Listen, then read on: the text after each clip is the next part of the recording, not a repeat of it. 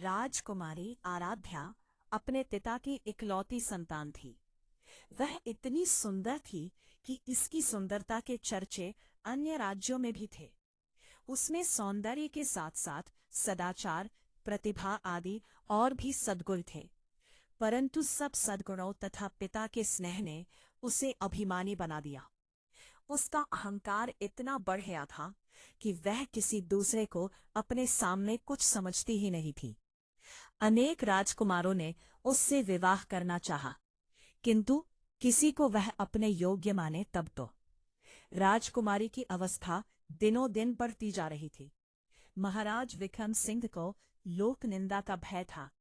लोग कानाफूसी करने भी लगे थे, किंतु राजकुमारी अपने अहंकार में चूर थी। वह किसी भी राजकुमार को देखने तक को भी प्रस्तुत नहीं होती थी।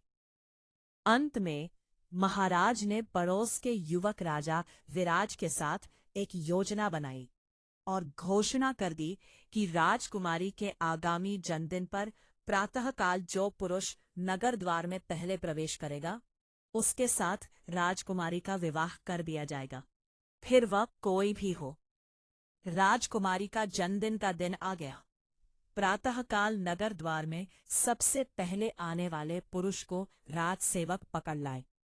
वह था फटे चिथड़े लपेटे एक भिक्षुक, परंतु वह जवान था, सुंदर था और पूर्ण अलमस्त था।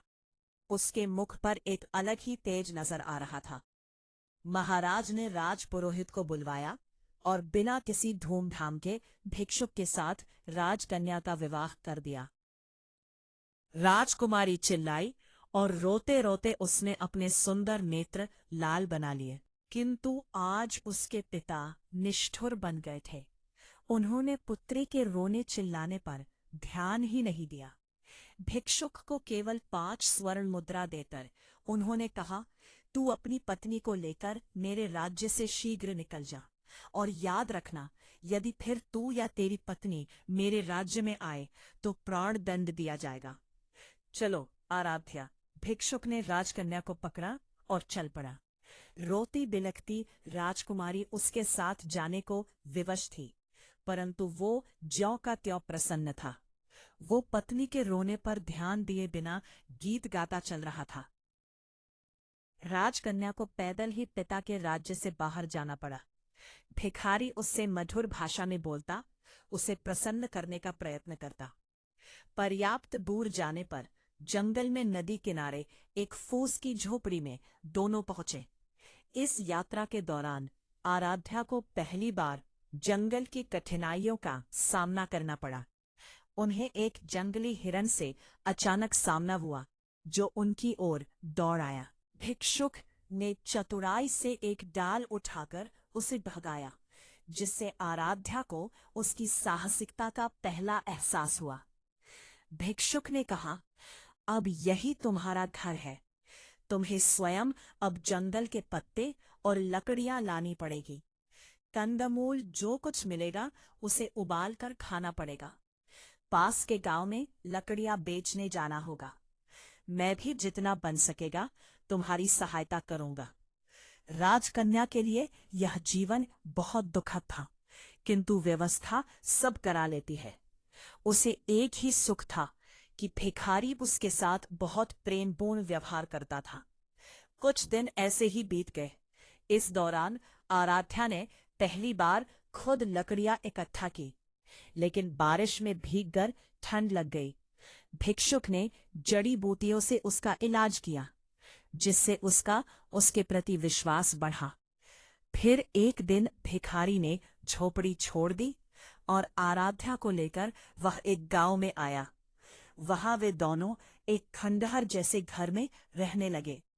भिखारी कहीं से कुछ पैसे ले आया और उससे उसने मिट्टी के बर्तन खरीदे। पत्नी से कहा, इन बर्तनों को बाजार में ले जाकर बेच आओ। किसी समय जो राजकन्या थी, उसके लिए सिर पर बर्तन उठाकर बाजार में जाना बड़ा कठिन काम था, किंतु मरती क्या करती, उसे जाना पड़ा। भिखारी ने उसे स्पष्ट कह दिया कि यदि उसकी आज्ञा का पालन ना करना हो तो वह आराध्या को छोड़कर चला जाएगा। बेचारी आराध्या बर्तन सिर पर उठाकर बाजार गई।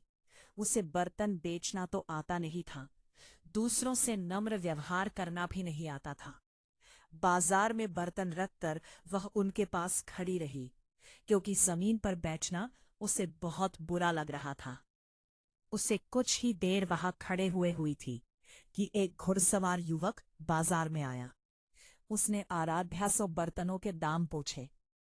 आराध्या ने रूखे स्वर में दाम बताए तो घुड़सवार लौट पड़ा। मोड़ते समय उसका घोड़ा भड़क उठा। फलतः घोड़े के पैरों की ठोकर से सब बर्तन फूट गए। घुड़सवार बिना कोई ध्यान दिए वहां से चला गया। अब आराध्या को रो तो खून नहीं। बेचारी रोती हुई घर लौटी।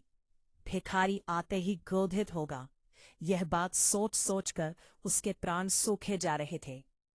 भिखारी आया तो देखा, रो रो कर आराध्या की आंखें सूज गई थी। वह कुछ नहीं बोला, परंतु दूसरे दिन कहा, आराध्या, तुम्हें कुछ नहीं आता। मिट्टी के सभी बर्तन टूट गए। अब हम दोनों का निर्वाह कैसे होगा? एक उपाय है, नगर में चलते हैं। सुना है राजा विराज बहुत दयालु है। उसकी पाकशाला में तुम्हें कोई नौकरी दिलवाने का प्रयत्न करूंगा। तुम्हें काम मिल जाए तो तुम्हारी ओर से निश्चिंत होकर मैं भी कहीं अच्छे पैसे वाला ढंग का काम ढूंढ लूंगा। कुछ धन एकत्र हो जाने पर कोई व्यापार कर लूंगा और तब तुम्हें भी अपने पास बुला लूंगा। राजा विराज का नाम सुनकर आराध्या ने लंबी सांस ली। एक समय इस नरेश ने उससे विवाह करने का प्रस्ताव किया था। आज वह राजरानी होती, किंतु हाय रे यह घमंड! आज उसी राजभवन में वह दासी बनने जा रही है। जाने के अतिरिक्त कोई दूसरा रास्ता नहीं था। आराध्या नगर में गई और राजा की पाकशाला में उसे नौकरी मिल गई। भिखारी उससे विदा होकर कहीं चला गया। आराध्या का गर्व नष्ट हो गया था। उसका स्वभाव बदल गया था। अब वह अत्यंत विनम्र, परिश्रमी और सावधान सेविका बन गई थी। रसोई घर की अध्यक्षा रानिका उसके कार्य से अत्यंत संतुष्ट थी। इस दौरान आराध्या ने एक सह सेविका से दोस्ती की, जिसने उसे रसोई के छोटे छोटे रहस्य सिखाए, जैसे मसालों की सही मात्रा मिलाना और व्यंजनों को सजाना। इससे उसका काम और बेहतर हो गया तथा उसे पहली बार टीम वर्क की महत्वता समझ आई। बसंत पंचमी आई। राजा विराज का जन्मदिन था। सभी सेवकों को इस दिन नरेश अपने हाथ से पुरस्कृत करते थे। दूसरी सेविकाओं के साथ आराध्या को भी राजसभा में जाना पड़ा। जब सब सेवक पुरस्कृत हो चुके और सब सेविकाएं भी पुरस्कार पा चुकी, तब उसे पुकारा गया। वह हाथ जोड़े, मस्तक झुकाए राज सिंहासन के सामने खड़ी हो गई। नरेश ने कहा, आराध्या, मैं तुमसे प्रसन्न हूं।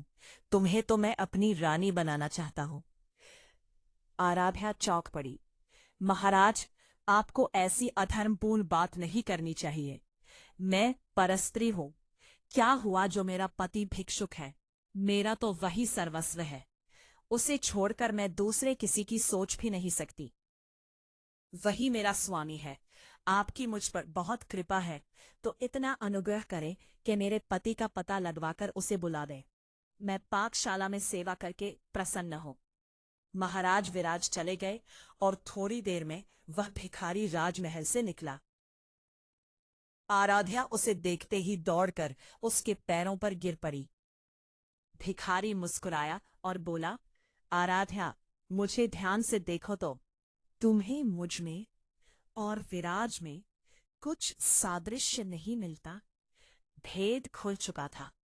भिखारी के वेश में उसको ग्रहण करने वाले स्वयं राजा विराज ही थे, और वो थी उनकी महारानी।